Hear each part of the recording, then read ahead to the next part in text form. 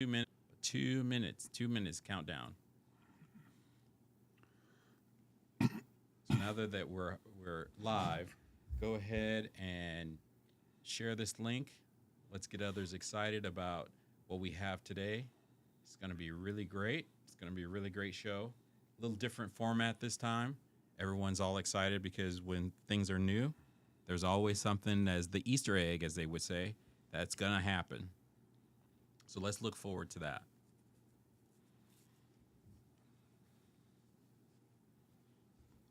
What's an Easter egg? You guys can talk out loud. What's Curious. what's an Easter egg? So in other words, like when you're doing things and something all of a sudden happens and you're like, oh, there's a surprise. No. Sometimes like you playing games and you're doing something on a certain level and all of a sudden you didn't know about this little turn here and some surprise happens. Right. Those developers call those Easter eggs. Okay.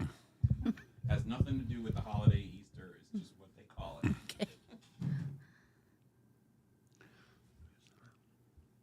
All right, we're going to get started in about 30 seconds.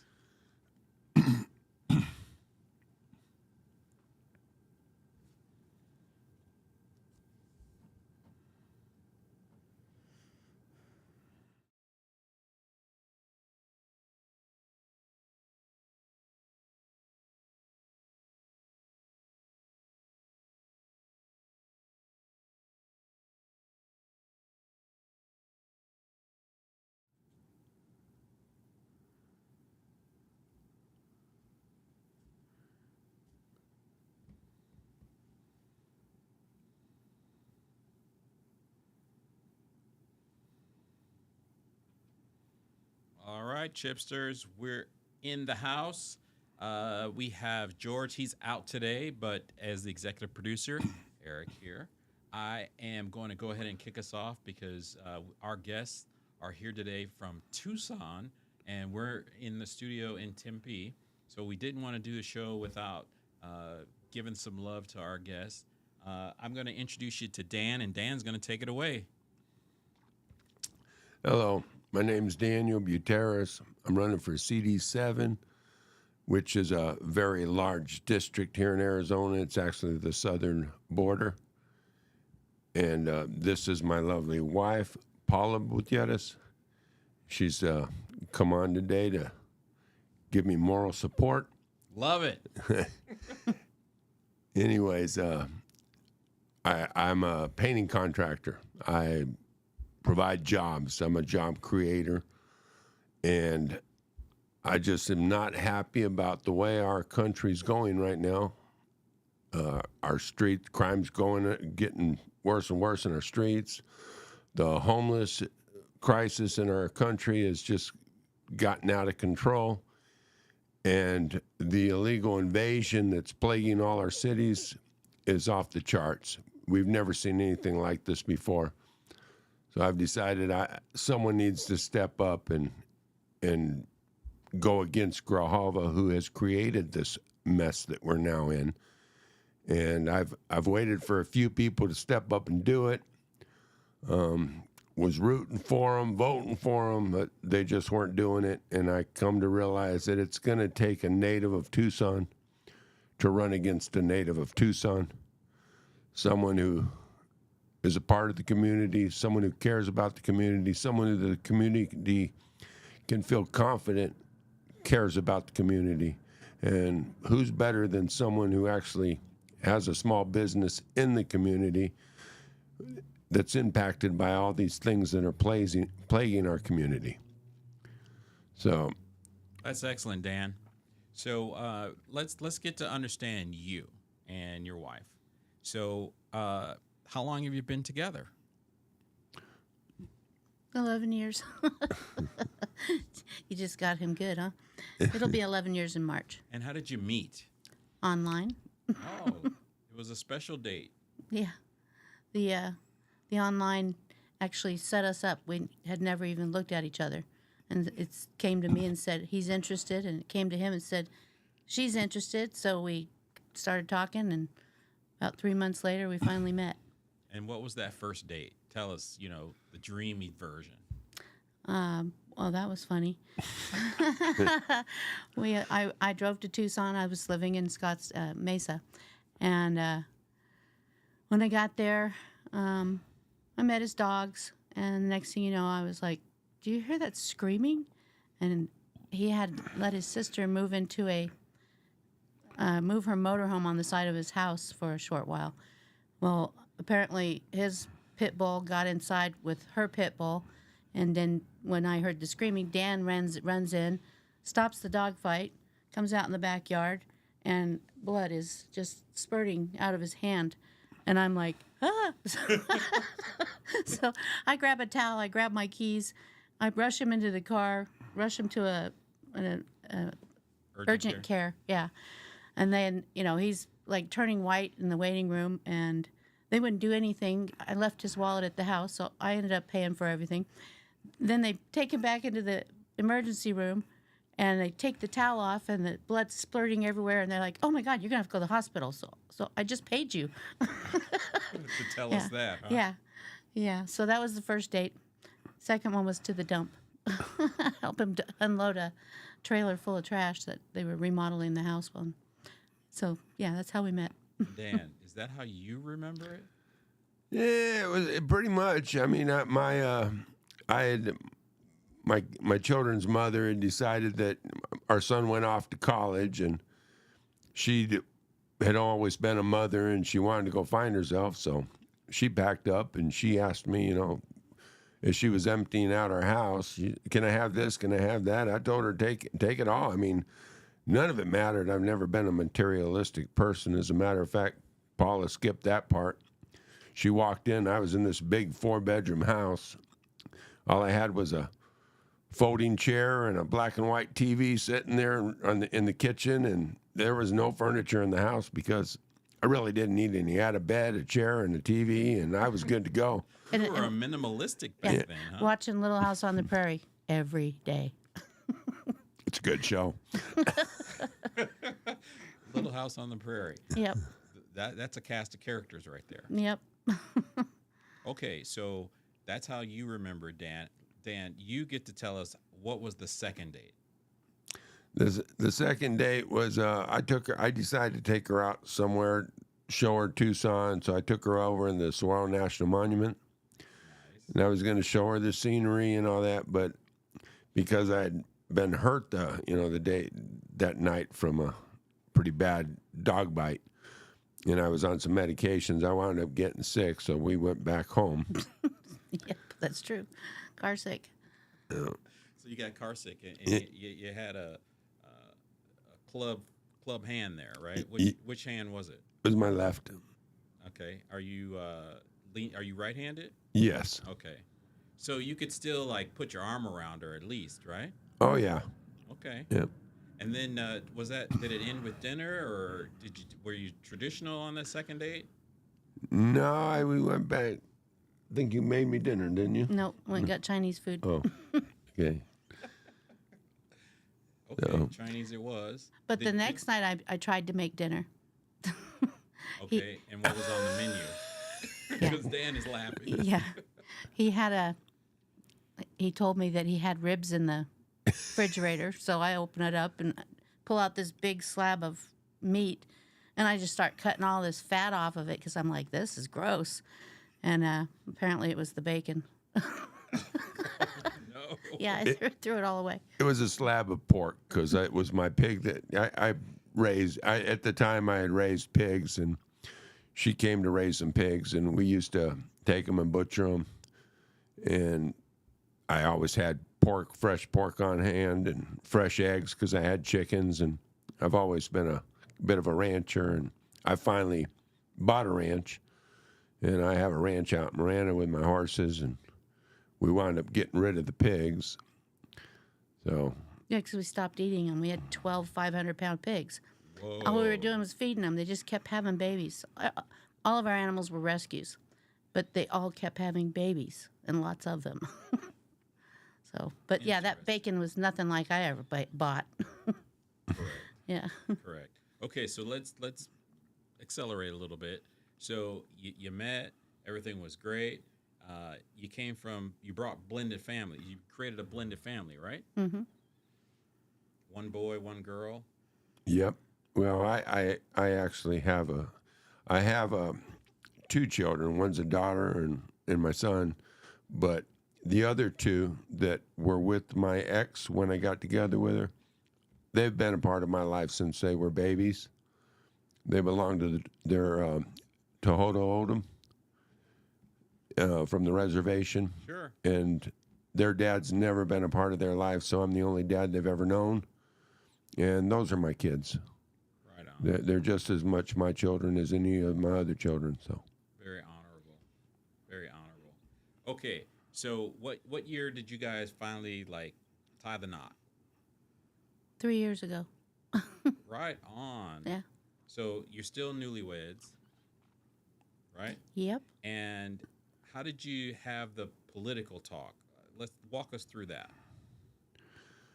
well, I decided I wanted to do something. She wasn't happy about it, but I said, we've got to get rid of Grijalva. I've got to do this. I've got to step up and do this.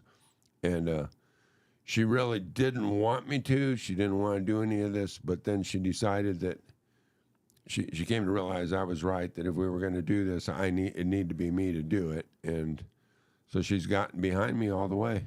So Right. So I'm just, our audience is curious. You're at the dinner table. Did you take her out to eat? What was it like to go, I'm going to run for office? I think I walked in the door of the house and said, that's it, I'm running. Yeah, he's not I'm not subtle. not real. No, he's not real subtle. I'm trying to think of the word smooth. No, he just goes, bam. So Dan, you mean to tell me there wasn't like a setup, like, I'm going to gracefully let her know that our privacy is gone and I'm going to be on stage and you're going to help me? Nope. Let me tell you something. A lot of people pray. My mother always asked me, did you pray to God? What was his answer? That's not the way I do things. The way I do things is I always say my prayers in the morning, and then I go out and I live my life. And I do what I'm going to do, because I believe with all my heart that if I'm headed in the wrong direction, God will knock the tires off that car. Right on. And he'll let me know I'm going the wrong direction. Once I see something that becomes too hard to go and there's just too many obstacles, that's God telling me that's not the right direction, so I'll go a different one. And until my tires fall off, I keep going. Keep running. Right. So it sounds like you have a strong base in your faith. Oh, yeah. Let's talk about that. When I came to realize God was real, my whole world changed.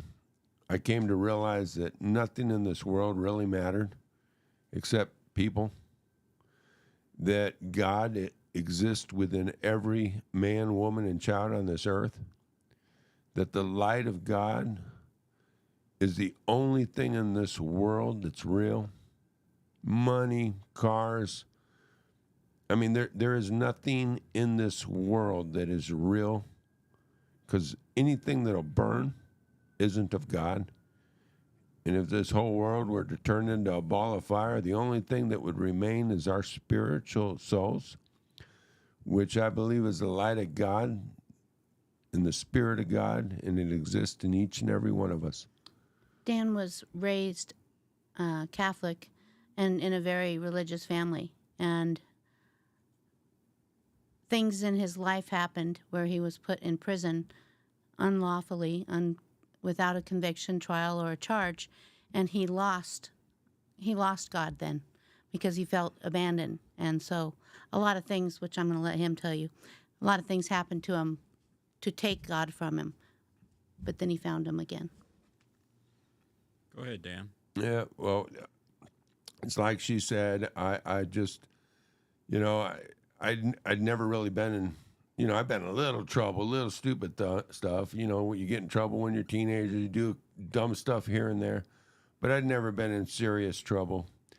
And when I found myself in prison, over a joint when I didn't even smoke weed, being accused of offering to sell weed when I never offered to sell any weed, and find out that they could put me in prison without even charging me, trying me, convicting me, and nobody would help me.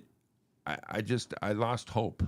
I mean, there's nothing else I can say. I just lost hope, and I quit believing in God. And my mother she was talking to me while I was in prison, and I started telling her that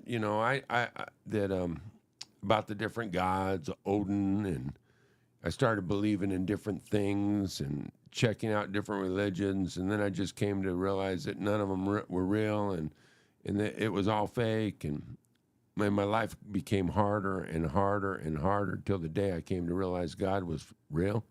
What year was that? That was in 2004.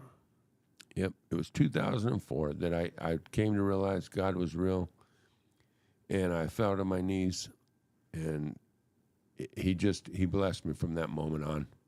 Got to go back to the story, though. He was put in prison, like I said, without a trial. He was put in maximum security prison. His cellie was a murderer, okay? They put him in with a murderer over one joint. They gave him 10 years. They gave the murderer 4. So Arizona kidnapped Daniel Buteris in 1994.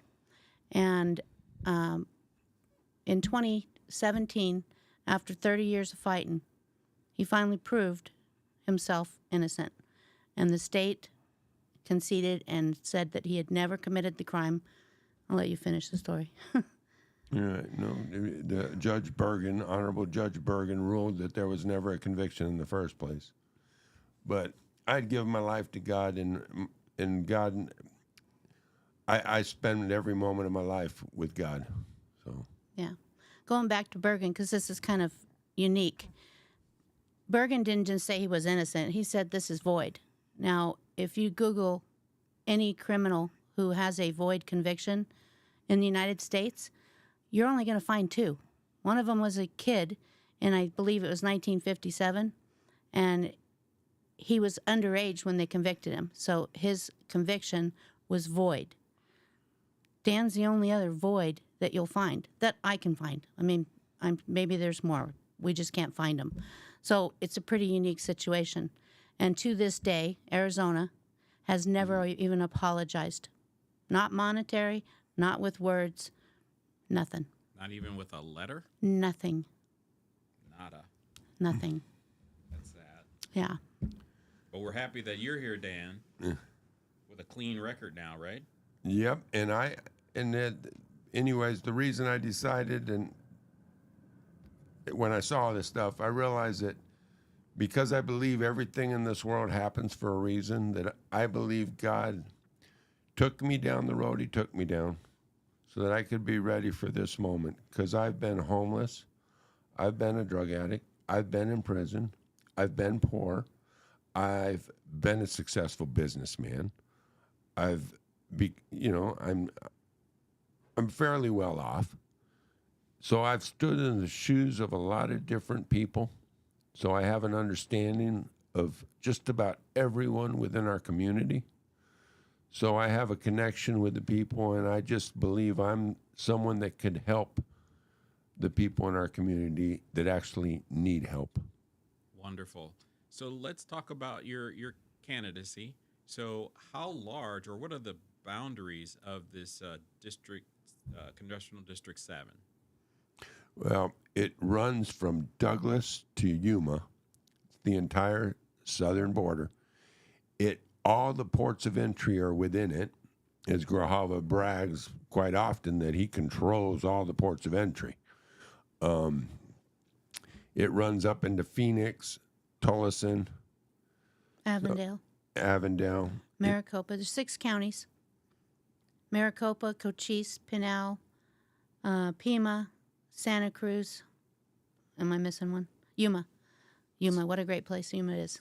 So if we put that on like geographic square miles, how many miles is that? 2,250 square miles.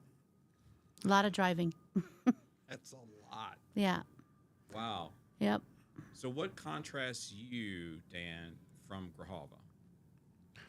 Well, Grojava one has always been on on the government dole. He has always gotten a paycheck from the government, paid for by the taxpayers. He's never really worked as a private citizen to earn a paycheck, so he doesn't have the same understanding that you or I have on going out and earning that paycheck to pay our bills, knowing we have to get up in the morning, go to work. And basically, I believe in capitalism.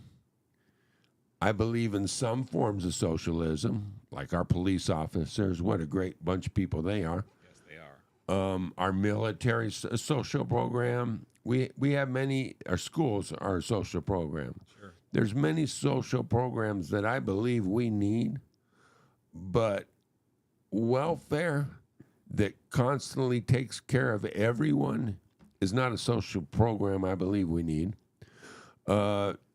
Providing food and shelter to the whole world while they come across our border illegally is not a social program that we need. It's actually a social program that's going to destroy our country. I believe that we need jobs for we the people. We need people. We get our self-esteem from going to work every day and providing for ourselves. I mean, it gives the average person pride. And Arizona consists of the 3 C's. Well, it always has: cattle, copper, and cotton. So the people of Arizona have always been working people. And all of a sudden, when the price of copper dropped, and my dad was a copper miner at the time, the Fed stepped in and they said, listen, we got a new industry that can help people go to work and provide jobs for the people of Arizona. And they started building prisons all over Arizona. And prisons became the new social program. And in order for them prisons to work and people to have jobs, you have to create crimes and laws that the people can break and wind up going to prison. So at one time when Simonton was here, I remember they went to the feds and they asked them for more money, and a federal judge told Simonton that you have more prisons per population than any other state in the union. You need to change your laws. So Arizona got a little crazy with the prisons, and I think we need to start changing some things, maybe open up the mines again so that people can go to work and we can start giving people back their pride, their self-esteem, and giving them a purpose. Love it. So what we have is you as a candidate, you are authentic because you've been through it. You're unlike your opponent.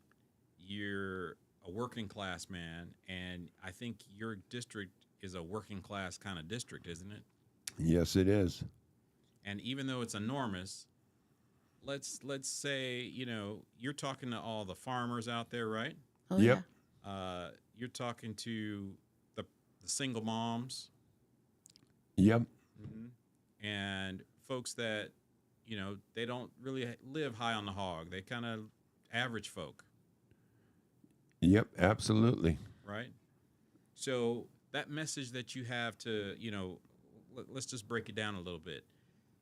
We have four let's just call it 3 buckets, Republican, Democrat, and Independent. So what would be something that you could say to that independent voter?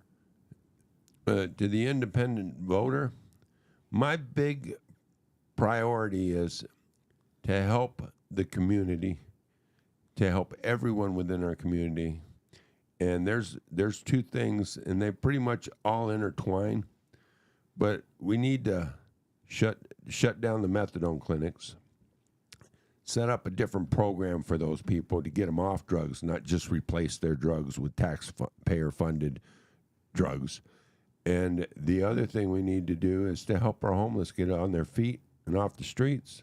I believe you do those two things, and you're going to end a whole lot of crime that's plaguing our cities. Because the people robbing the stores, they're robbing the stores, one, because they're hungry, two, because they need something to trade for the drugs. So I believe if we can eliminate some of the addiction that's plaguing our streets and some of the homelessness that's plaguing our streets, we will address the criminal part that's plaguing our streets. Right, and you're reaching out to Democrats too, right? Oh, yeah. I believe those three impact all of us.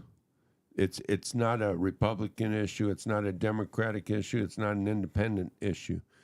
It's a community issue, and it's plaguing our entire country right now. I mean, any news you watch, you can see that the crime's gone up in all our communities. And you've got an outlook of the divided and why we're divided. Yeah, and that's amazing. Like my wife just said, our country's so divided right now. It's unbelievable. And I believe, as I'm Hispanic and Irish, so I'm Mexican and white. I've grown up in a society where I had both different, what's the word for it? You were a half-breed around the streets that used to beat you up for it. Well, I grew up with two. They don't beat you up anymore, do they? No, I grew up with different traditions. I had my white family and I had my Mexican family, and I grew up with both traditions, and I learned both traditions. And I believe that we need to come together as a community, set race aside, set politics aside, and let's address the issues that are hurting our community and fix them. Yes, sir. I agree with that. So you've been on a tour, right? You've gone to several LDs, right? Lots of them. Yeah, I've been going. I've been to Douglas twice. I've been to Yuma twice, getting ready to go to Yuma again. I've been to a bunch of the LDs in Tucson several times. Arivaca. Yeah, been up to Arivaca. All along the border. I was with a LD 18, and I was asked the question, have you been to the border? You know, because I was saying I want to secure the border. They want to know if I'd been to the border. So I set out to start seeing the border, and I went to all the ports of entry. And then I met a guy named Jonathan Alexander. He's Live Border News, and he invited me to take a trip to the Sassabee border. And I said, well, we're going to port of entry. And he said, well, no, I'm going to take you to see the border, the real border. The real border. So he took me to Sassabee, and he showed me stuff I'd never even imagined. I met Jim Chilton. I seen when we got to the border wall, I could see where our government had cut out sections of the border wall so that they had good access to come in. And Mr. Chilton showed me videos of the drug runners bringing drugs across his ranch, and he only has like 5 cameras on his 55,000 acre ranch. So, and every one of those cameras is just filled with people trafficking drugs into our country. That doesn't account for the other 40,000 acres where there are no cameras. Yeah, Mr. Chilton, what a wonderful man. The cartel has threatened to kill him and his wife, and Jonathan is bringing attention to the things that are really happening out there. They're unimaginable what are happening to the children. They have a place called the Death Camp out there. Yeah, help our listeners understand what they can look up online. Live Border News will show you a whole lot. I mean, he does it live. So there's no cutting and pasting. It is how it's going down. When he took my husband out there, I was at home, of course, worrying about him. And then they get out there with no cell service, and, for an hour or two, I'm not hearing from him. He was going to go to the death camp, and the Border Patrol were going to take them in there And once they found out that they were candidates, because there was another gentleman running in Nevada, he was there also. They wouldn't let him in, which is probably a good thing because somebody got killed an hour later. And that death camp, from what I hear, is pretty horrific. And this is on the ranch, on Chilton's ranch. These things are happening. You know, they're cutting his water lines probably 10 times. He told us 10 times a year, which cost him a lot of money. And they're eating his cows, and they're just, terrorizing him. Well, and if people want to see this, they can either go to Jonathan Alexander and see his videos, or they can go to Buteris for Congress on Facebook, and they can see him on my Facebook as well, because Jonathan and I both post a lot of stuff now. Jonathan and I have become like brothers, so we're constantly sharing everything with each other. So yeah, he's gone to a couple different cities with us, and he loves to get out there. We were at Take the Border Back, a convoy in Yuma. That's something that Jonathan was a big part of getting together, but so was Dan, and it was a lot of fun. yeah, and to make it real simple, we're not going to be able to secure this border unless we remove the obstacle, which is Raul Grijalva. As long as Raul Grijalva is in office, he will negotiate with the tribes to make sure that they keep the government from building a border wall on reservation land. So we need to remove him, and that's why I'm running. I just, someone that can beat him needs to run, and I believe I'm that guy. Wonderful. We're starting to wrap up, but at the end of the day, how can folks get in touch, or they can volunteer, donate? Tell us more about that. Okay, so I'm going to step in here because he always has a hard time asking for help. We need help. We need signatures, and to get signatures, we need bodies to go knock on doors. We're doing it. I mean, we're actually being the ones to do it. But if you go to our webpage, it's Daniel Buteris 4, the number 4, Congress 2024. And in the top part is 4 little bars, or 3 little bars. If you click on that, you can sign for him. It'll take you to the state page. All of those signatures are instantly verified. If you want to volunteer, if you go down, you'll be able to read all about him. You'll be able to see where the government came back and said he was innocent. Again, no apology. But you can go down and you can volunteer. You can tell me you want a bumper sticker when we get enough donations. When buy some bumper stickers, we'll give them to you.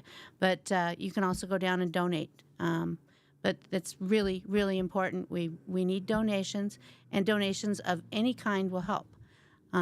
Just had a friend mention to me that maybe somebody out there ran once before and had some things that could help us, palm card holders, tablecloths, tents, tables, anything. So any kind of donation helps. Money, of course, helps. It helps us buy the signs, the pull-up signs, the yard signs, again, the bumper stickers. There's a lot of things that you need to purchase during this kind of thing. So, again, if you go to our website, Daniel Buteris for Congress 2024, all of it's there. The most important thing right now is the signatures. So if you want to volunteer to knock on doors, we'll get you the petitions, because we got to get on the ballot before we can beat Grijalva. And he is going to beat him. So please step up and help us. Awesome. Chipsters, you need to step up. Even if you're listening and you're not in his district, it's all about one voice, one mission, and any kind of support that you can do. Share this video, tell a friend. It all goes a long way. It really does. Fundraisers. They can throw fundraisers for us. People like throw parties. Fundraisers. Aren't you doing a kickoff soon? We did our kickoff on Saturday. It was pretty awesome. We had about, I'd say it was probably 120 people, which we thought that was pretty good for our first one, and it was a lot of fun. We fed everybody, and My niece made cupcakes, really good ones. Yummy cupcakes. Yeah, but a lot of people came and supported him, and it really felt good. That you start. Of course, it's not going to happen overnight, but it does build momentum, and so we have a lot of people on our side now, and feels really good. And yeah, Great. Well, I have been dropping things wherever you're watching. There have been links that you can follow and get involved, volunteer. Hey, I think that folks can even volunteer like the phone bank if to help you make phone calls, right? yeah, yep. I've got a little thumb drive that I can get walk list where we can. A Democrat can't sign his petition, but they can vote for him after he wins the primary, which, I don't think we're going to have a primary because we don't really have anybody running against him. But Democrats can vote for him in the general, but only an independent, nonpartisan, or Republican can sign his petition. So if you need me to get some area where you live that is in the district, I can get you doors to knock on that are only those, so that you're not uncomfortable knocking on other doors. So we can get you that. There's an app. It's called the Arizona Republican GOP. And on that, they have a program where you can click on it, and right where you're standing, it'll open up and tell you, hey, my neighbor's a Republican. I can walk over there and knock on his door. And every few feet that you walk, you refresh it, and it tells you independent, Republican, tells you what they are. So it's pretty simple. And then you get to meet your neighbors too, because we've had a lot of fun meeting the people. We've been doing it for about 3 months, knocking on doors, and we've met a lot of really cool people. Yeah. So Right. Any last words from you, Dan? Like Paula said, we do need. I'm going up against a machine. Grijalva is a machine. His family controls all of Pima County, which has got a lot to do why Pima County is a very corrupt county. But Adelita is on the board of supervisor, and Grijalva runs the board. I mean the border. So I need help to beat this machine. yeah, And I believe I can do it. and they got a lot of money behind them. I don't think we need as much money as he has to win, because we don't have to throw it down the drain. We can be smart with it. So All right, friends. That's a wrap. Thanks for tuning in. This has been the Chips and Salsa Show out of Tempe, Arizona. And if you're listening in another place, please like, share, subscribe. If you're listening on Rumble, please follow or share there also. If you're on YouTube, you know what to do. Subscribe. Till next time, we're out.